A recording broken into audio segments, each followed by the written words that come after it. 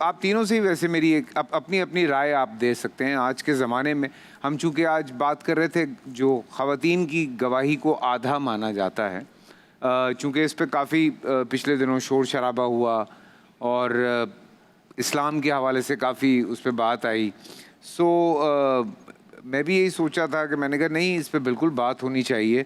اور میں ابھی بات کر رہا تھا کہ آج کل تو خواتین پورے ادارے چلاتی ہیں، ملک چلایا ہے، ملک چلائے ہیں. بہت سارے مرد جو ہیں ان کے انڈر کام کرتے ہیں. ابھی پنجاب پورا آپ دیکھ لیں، ایک خاتون ہے جو لے کے چل رہی ہیں. اس سے پہلے پورا پاکستان جو ہے وہ ایک خاتون تھیں، اللہ پاک انہیں جنت نصیب کرے، وہ لے کے چل رہی تھیں. یا اور بہت سارے ایسے بڑے بڑے ادارے ہوتے ہیں جن کی ہیڈز جو ہیں وہ خواتین ہوتی ہیں. تو ججز جو ہیں وہ خواتین ہیں. تو ان تمام چیزوں کو دیکھتے ہوئے یہ بات سمجھ میں نہیں آتی کہ یہ کیا اسلام کا مزاج ایسا ہو سکتا ہے کہ وہ خواتین کو، میں جب ابھی آپ بات کر رہے تھے آیات کے حوالے سے، تو پوری صورت خواتین کے حوالے سے ہے. اور بہت ساری جگہوں پہ جس طرح سے سیکیورٹیز اسلام میں خواتین کو دی جاتی ہیں، یا جس طرح سے خواتین کو ایک امپاورمنٹ دی گئی ہے. سو میں چاہتا ہوں اس بات کو ذرا پورے صحیح طریقے سے کلیئر کر کے لوگوں کو بتایا جائے، ون بائی ون جتنا آپ لوگ اس میں پارٹیسپیٹ کر سکتے ہیں. بسم اللہ الرحمن الرحیم. آپ نے سوال کیا ہے، میں اس کی طرف آؤں گا، لیکن مفتی صاحب نے جو ابھی ایک بات کی تھی، میں مختصر سی اس کے اوپر ایک گزارش عرض کرنا چاہ رہا ہوں. وہ یہ کہ حضرت صدیقہ طاہرہ اس دنیا سے رخصت ہوئی، اور فقہ اہل بیت کے مطابق، مکتب اہل بیت کے مطابق آپ کی شہادت واقع ہوئی، اور آپ کی نماز جنازہ خود حضرت علی مرتضیٰ علیہ الصلوۃ والسلام نے پڑھی. اور 5 روایات صحیح بخاری کے اندر موجود ہے کہ جس کے اندر یہ موجود ہے کہ فلم تزل مہاجرتہ، آپ کچھ افراد ایسے تھے کہ جن سے نالا رہیں، یہاں تک کہ جب آپ کا وصال ہوا تو خود مولا متقیان کھڑے ہوئے اور انہوں نے آپ کو غسل و کفن دیا ہے، اور انہوں نے آپ کی نماز جنازہ پڑھی ہے. جہاں تک آپ کے سوال کا تعلق ہے کہ عورت کو امپاورمنٹ دی جانی چاہیے، طاقت آنی چاہیے، تو ہمارے لیے جو رول ماڈل ہے وہ نہ صرف یہ کہ سیدہ کائنات ہیں، بلکہ سب سے پہلے حضور اکرم صلی اللہ علیہ وآلہ وسلم کی ذات گرامی ہے. اور پروردگار جانتا ہے کہ جو میں نے چیز خلق کی ہے اس کی ضروریات کیا ہیں. کبھی کبھار ہم خود فیصلہ کرنے بیٹھ جاتے ہیں کہ یہ مجھے اچھا لگ رہا ہے اس لیے میں یہ قانون بنا لیتا ہوں، لیکن اس کی پھر بعد میں کانسیکوینسز نظر آتے ہیں. اور آج جب کچھ فائلز کھلی ہیں تو بڑے بڑے نام بھی کچھ افراد کیے جو ہیومن رائٹس کی بات کرتے تھے، ان کے نام بھی سامنے آئے ہیں. اس لیے پروردگار زیادہ بہتر جانتا ہے کہ کس طریقے سے اس مخلوق کو آگے بڑھنا ہے اور کیسے ترقی کی منازل کو طے کرنا ہے.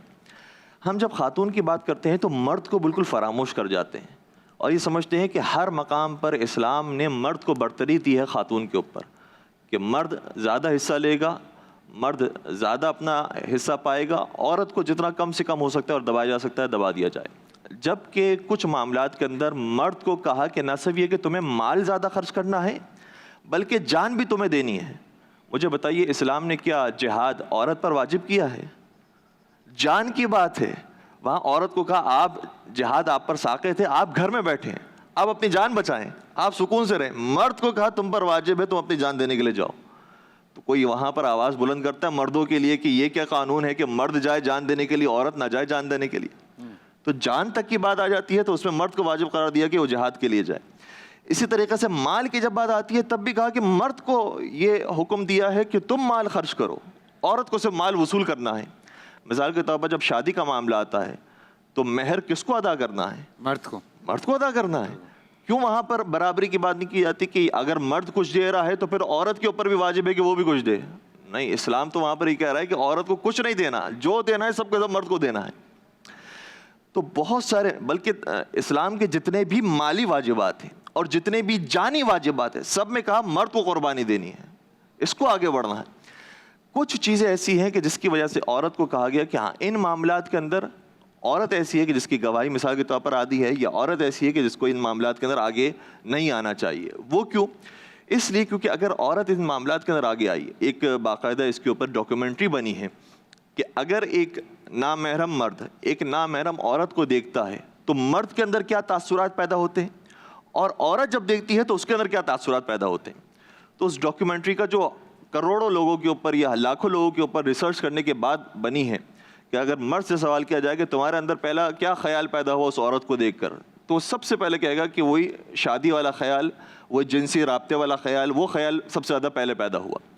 لیکن عورت جب دیکھتی ہے کسی مرد کو تو اس کے ذہن کے اندر ایسا کوئی خیال پیدا نہیں ہوتا، بلکہ وہ دیکھ رہی ہوتی ہے، مرد کو دیکھتی بھی ہے تو اس نظر سے دیکھتی ہے کہ کتنا اسٹیبل ہے یہ مرد، کتنا ریلائبل ہے یہ مرد، کتنا بھروسے کے قابل ہے یہ مرد۔